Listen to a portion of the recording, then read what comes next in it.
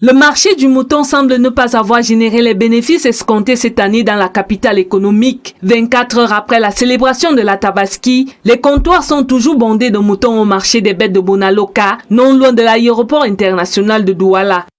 Le marché, on se débrouille seulement avec, mais on a amené les moutons, mais finalement, les autres jus que c'est cher, ils ont abandonné les moutons. C'est pénible parce qu'il y a la pluie qui nous a d'abord dérangé en commençant. Et en deuxième position, les gens pleurent trop le problème de l'argent au pays. Face à ces centaines de bêtes invendues, les commerçants venus d'ailleurs ne savent à quel sens se vouer. Pas de hangar pour stocker les bêtes et retourner avec elles coûte excessivement cher. On ne sait même pas là où on peut laisser les moutons. Il n'y avait même pas les places. On n'a même pas les marchés. On est obligé de vendre ça au boucher. On est obligé de tuer l'autre. Ceux qui sont trop fatigués, on est obligé de tuer ça pour fumer. Si on décide de ramener, le camion qui nous amène peut-être à 400 000 va nous réclamer 800 000. On ne sait pas pourquoi on n'arrive pas à encadrer au moins les vendeurs des moutons dans le pays. Si on n'amène pas les moutons ici, qui va amener? Ce n'est pas bon. Les routiers nous réclament 5 000. La police nous réclame 2 000 au lieu de 500 avec le bœuf. Quand on veut parler, on dit que non, ça c'est le mouton, c'est la fête des moutons. Donc on attend la fête des moutons pour tuer les débrouillards.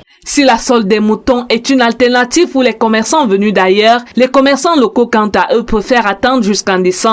Les moutons qui sont restés, on doit les garder et les entretenir bien pour qu'ils restent en bonne santé, quoi. Vous savez que chez nous, la fête, c'est 3 jours. Tous les 3 jours, si quelqu'un n'a pas pu immoler le premier jour, il peut le faire le deuxième et le troisième pour se rattraper. Au sujet de l'insalubrité occasionnée par ce marché spontané, les vendeurs assurent que des dispositions ont été prises pour que cette taxe qui conduit à l'aéroport international de Douala retrouve son éclat. Aujourd'hui, on balaye. Voilà une poubelle là devant, derrière nous. On met dans le poubelle. Et c'est l'ISACAM qui porte. À la fin, on paye les gars. Il y a les gars qui sont faits pour ça. On les paye, ils nettoient. On ne peut pas abandonner comme ça. La construction d'un espace de vente conventionnel permettrait à coup sûr à ces vendeurs d'exercer en toute sécurité, sans toutefois accroître le taux d'insalubrité de la ville de Douala.